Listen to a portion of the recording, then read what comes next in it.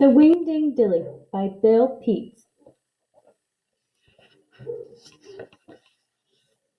Scamp flopped down heavily on the porch with a mournful sigh. The old farm dog had been in a miserable mood for weeks, and no one knew why. Not even his best friend, Orvie Jarvis, could guess what trouble it might be.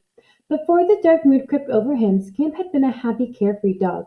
He was always up early, racing out to the barn lot ahead of Orvie, eager for the boy to finish the morning chores, so the two of them could go on rambling around the countryside. Now Scamp moped on the porch until Orvie called him. Then he came drooping along the boy's heels, sad-eyed and listless, not caring how long it took to finish the chores. "What's come over you, old Scamp?" asked Orvie one day. "What makes you so sad?" Scamp's only reply was a dreary sigh. There was no way of telling Orvie that he was tired of being a dog, that he wanted to be a horse. Not just any horse. Scamp wanted to be like the great Palomar, the giant Percheron, who lived on the farm just across the road. Back in those days there were lots of buggies and wagons, so horses were very important. Palomar was especially important. He had won blue ribbons at the horse shows and fairs all over the country, so he was famous. People traveled hundreds of miles just to look at the great horse, and the Palomar always treated the crowd to a good show by high-stepping around and around his pasture in a true champion style. Everyone admired Palomar, and no one ever gave Scamp so much as a glance. No one but his friend Orvie. Scamp often dreamed that he was the famous Palomar, surrounded by an admiring crowd. Sometimes, when the dog was sure no one was looking, he would imitate the great horse and go high-stepping around the barn lot with his nose in the air. Then, one day, Orvie caught him at it. "Ho, ho, Scamp," he chortled. "What are you up to? Who do you think you are, you silly old dog?" Scamp had never felt so foolish in his life. To be called silly old dog was more than he could bear, and while Orvie was busy feeding the chickens, Scamp went slinking out of the barn lot and down the road. He was running away. Just where he was going he had no idea, but after trotting along for about a mile the dog found himself panting.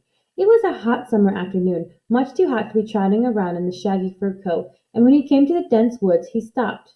Scamp had heard about this place. People believed that a wicked little witch lived there who possessed great magic power, and if anyone dared to enter the wood she might turn them into stone, or into a toad.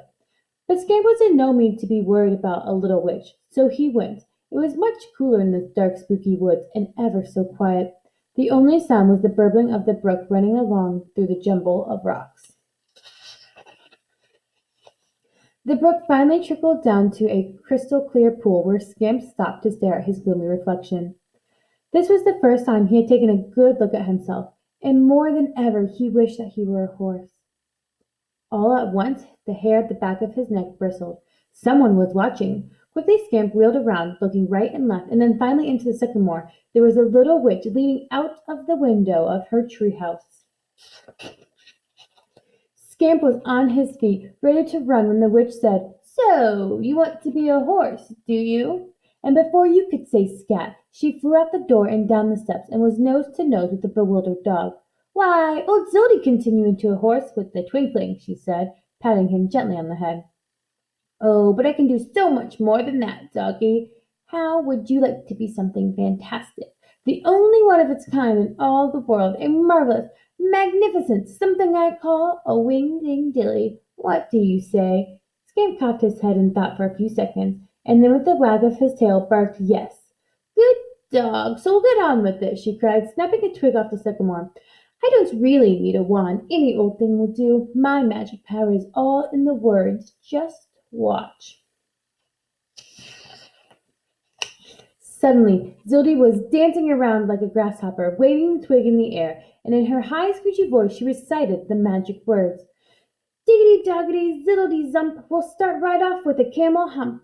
Then camel hind legs, skadoodledy doo, with zebra stripes and a zebra tail too. Now for the neck kersniggity snaff, with squirmish brown spots just like a giraffe.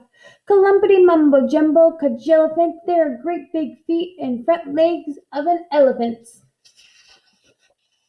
Zum zum zaroot, most anything goes. How about a rhinoceros nose? Then elephant ears, kerflippity flop, and those reindeer horns, zillity zop, out of the top.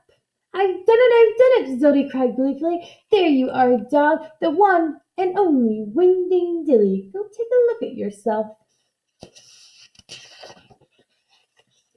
The sudden change had made him dizzy, and Scamp tottered unsteadily onto his new set of legs as he turned around to face the pool.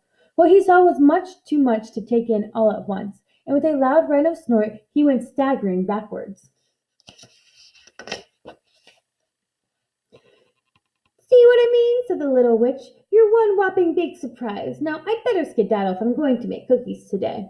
And Zodi scurried up the steps into the treehouse, leaving the Whingdingdilly wondering what he would do. Finally he decided he'd better go home. Just as he started off, the witch called out the window, Take care that you don't step on my tulip bed with those big clumsy feet of yours. In the shadows of the sycamore were rows of bright yellow flowers. As he headed back through the trees, he was careful to step around them. Making his way through the dense woods had been easy for the dog, but now it was almost impossible for the Whingdingdilly. It was a struggle every step of the way, with his antlers catching on tree limbs, the rhino horns hooking onto vines, the clumsy elephant feet stumbling over logs, and the camel feet tripping over the elephant feet. The going was slow, and it was near sundown when he finally made it to the edge of the woods. As Scamp poked out his head through the trees, he surprised Aso and her 6 piglets. Squealing in terror, they went racing pell-mell away through the weeds. What a fright I must be, thought Scamp. I'm in no shape to be running around in plain sight, no telling what people might do. Then, stretching his long giraffe neck, he raised his head for the view of the countryside. As far as he could see, the fields were deserted, and so were the roads. All the farmers had gone to dinner, so there was a good chance of getting home without being seen. As he lumbered out onto the road, he found the going much easier. It was just a matter of keeping the long striding camel legs from overrunning the plodding elephant legs, and he was clumping along at a pretty good clip when all at once he heard Orby calling, Here, Scamp! Here, Scamp! Here, Scamper boy! He was coming up the road just over the hill. If Orby had come face to face with the Whingdingdilly, especially in the eerie light of evening, it might scare his scrawny little friend out a year's growth. That wouldn't do. In one clumsy leap, Scamp was over the fence and went sprawling headlong into a wheat field. There he remained flat on the ground, scarcely breathing, as still as a wheat stalk. When Orby came atop the hill, he stopped for one last call. Such a long, loud, Here, Scamper! And it echoed for a mile across the countryside. Then he listened for an answering bark. But there was only the faraway crowing of a rooster. Where could he be? Wondered Orby as he turned and headed back down the road. Scamp raised his head to watch until the boy was no more than a speck in the distance. Then, with an effort, he hauled himself to his feet and hobbled over the fence back onto the road.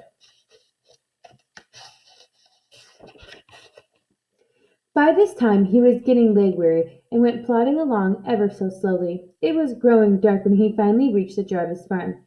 Cautiously he pushed open the gate, tiptoed across the yard to the house, and peeked into the kitchen window. The family had just finished dinner, everyone but Orby, who sat at the table staring at his plate. Scamp was always home at dinner time, said the boy. Something's happened to him, or he'd be here. If old Scamp's really gone for good, said his father, then I'll tell you what. Armstrongs have a new colt, and if they'll sell him, he's all yours. How would you like that, son? It's not the same, said Orby. You can't get to know a horse, not like you can a dog. Old Scamp understood everything I said. He was a lot smarter than any horse, and besides that, he was a real friend. Scamp could hardly believe his big floppy ears. So Orby didn't really mean it when he called him a silly old dog. In fact, Orby thought he was smart, and Scamp heaved a great heavy sigh of relief. But what would Orby think of a Whingdingdilly? Scamp decided to wait until morning to find out, and he stood there in the dark until he was sure everyone had gone to bed. Then the Whingdingdilly stretched out full length on the front porch with his monstrous yawn. Maybe this is nothing but a bad dream, he thought, and when I wake up I'll be the same as ever. Pretty soon he was sound asleep and snoring just like a rhinoceros. The next thing Scamp knew, it was morning, and Orby was shouting, Dad! Mom! Come quick! There's a thing! A great big thing out here! The Whingdingdilly struggled to his feet, looking wildly about for the big thing. Then suddenly he remembered that he was the thing and went stumbling backwards off the porch into the yard, and in one clumsy leap he was over the fence, galloping away down the road. His head was in such a whirl he didn't see the man driving his cows to the pasture until he was almost upon them. In a panic the man jumped into the ditch, and the bawling, terrified cows went crashing through the fence, scattering in all directions. Another man was so shocked at the sight of the gigantic beast he lost control of his tractor, and the machine went plowing through the haystack to end up in a duck pond. Then there was this near head-on collision with a horse and buggy. The horrified horse left the road and one leap went scrambling up a telegraph pole, buggy and all. Now the Whingdingdilly didn't dare stop or even slow down. He kept going full gallop all the way back to the woods.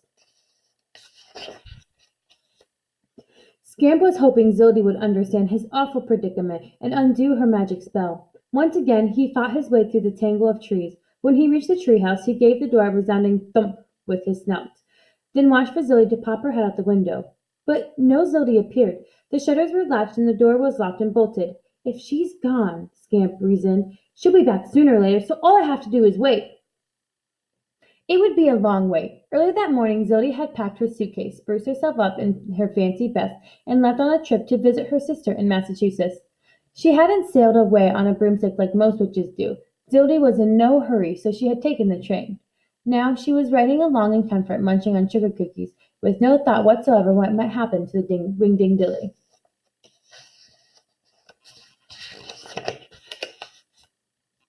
In the meantime, all the farmers in the neighborhood had formed a small army, and with guns and pitchforks they followed the trail of huge footprints straight into the woods. But they didn't dare go in, for now the woods seemed more frightening than ever. We'll wait him out here, said the big Moose Mulford, the leader of the army. The minute the monster shows his face, powie, we'll pop him off. The farmers watched on until the evening, then through the night, and when morning came there was still no sign of the monster. From now on, yawned Moose, we'll split into bunches, with some taking the night watch and others taking the day. But after watching the woods night and day for a week, the biggest thing to come out was a rabbit. By this time news of the monster had spread all over the county, all the way to Central City, and finally to Clayton Jacks Pringle, the great showman. C.J. Pringle's palace of living wonders towered majestically above the city square. Over the main entrance of the sign reading, "Menagerie of Marvelous and the Amazing, the most colossal collection of incredible creatures to be seen anywhere on earth." The greatest showman had traveled all over the world in search of spectacular new attractions for his menagerie, and when he read the newspaper that a fantastic giant of a beast was running loose in the county, C.J. was jubilant. "Eureka!" he cried. "Why, if this beast is half of what they say it is, it could be worth a fortune. I must get my hands on this thing." Within half an hour, C.J. had rounded up his roughest, toughest crew of robusts, and they took off in their Hupperson auto bus, followed by a 10-ton beast-moving van. The great showman was in a desperate hurry, so he went to the top speed all the way until the horn blared full blast, warning everyone to clear the road. And in no time they came skidding to a stop along the woods, where all the farmers rushed out to greet them. "If you've come after the monster," said Moose Mulford, "he's somewhere back in those trees. You'd better be careful. He's a real whopper." "The bigger the better," said C.J. Then turning to his men he warned, "Don't get too rough. I want this beast all in one piece." "Easy does it," they promised, and with lassos, chains, and leg irons the robusts went charging into the woods. By the time Scamp had discovered what all the crashing around in the brush was about, he was surrounded. He tried to run, but after one turn around the sycamore, the men closed in, grabbing onto his legs, his neck, and his tail. In a fast, furious struggle, they wrestled him to the ground and roped him and chained him from head to foot, then dragged him away through the woods. "Thunder Nation!" roared C.J. at the first sight of the beast. "He is a whopper. No wonder there is such a big hubbub. Say now," he exclaimed, "there's a good name for this thing, a hubbaloober. The super-duper hubbaloober." "It suits him to a T," chuckled Moose Mulford. Now that the danger was past the farmers, they were a happy bunch. They were laughing and joking while the beast was being loaded into the van, and C.J. Pringle and his crew headed up the road toward the city. The farmers gave them a rousing cheer. That night, the bewildered and bedaggered Super-Duper Hubbalooper was hustled down a ramp into the basement of Pringle's palace and left in a cage with living wonders of the world. There he remained while CJ went bustling about the city, getting placards printed and posters painted to advertise his fabulous new attraction, the most colossal, the most stupendous and phenomenal creature in all the universe. Don't miss the grand presentation of CJ Pringle's Palace of Living Wonders on the great day of July 20th. When the great day arrived at Pringle's Palace was jammed with overflowing of thousands of more waiting on the line outside. Keep everyone calm, bellowed CJ, as the noisy, excited crowd kept pushing and shoving for a closer look at this amazing beast high up on the pedestal. The super-duper hubbalooper was too much to believe. Some people poked at him with canes, and others yanked on his tail to make sure the beast was real. Now Scamp was even more famous than the great Palomar, and yet he had never been more miserable in all his life. He wished there was some way to escape, but he had always kept chained to the pedestal, and after the show he was caged in the basement for the night. So it seemed that Scamp was doomed to spend the rest of his days living as the greatest of all living wonders at the Pringles Palace. Then one afternoon Zildy returned home. "Zerks!" she cried as she reached her treehouse. "Somebody trampled my tulips, and I know who!" All around the sycamore were telltale elephant tracks and the camel tracks of a Whingdingdilly. "I'll get even," she muttered, "and don't worry, Whingdingdilly, I'll find you." Then Zildy shut her eyes to concentrate. "Now, let me see. Aha! There you are, living in a palace. Highfalutin somebody, a celebrity, are you? We'll fix that." In one hop, Zildy was on a stump. Then, aiming her umbrella in the exact direction of the central city, the angry little witch exploded, "Whammy, kazammy, shablammy, kasoof, zaziggy, zamzap, zaruddy, kapoof!" And in one great giant purple poof, the super-duper hubbalooper was gone, and in its place stood a plain, ordinary, frowsy brown dog. The crowd was so flabbergasted that for a full minute that they were left gaping in amazement. Then all at once they burst into an uproar of shouting, "It's a fake! It's a fake! The hubbalooper is a hoax! We've been hornswoggled! We've been rooked! Claxton J. Pringle is a swindler and a crook!" For the very first time, the great showman was cut speechless. In huffing and puffing fury, he seized the dog by the tail and the scruff of the neck, then hustled him through the crowd. "Out! Out! Out! The devil take you!" he bellowed as he flung the dog out the door. In one bounce, Scamp was on his feet, racing down the street, dodging in and out through traffic. Now that he was free, there was nothing more to worry about. Finding his way out of the big city was easy to do.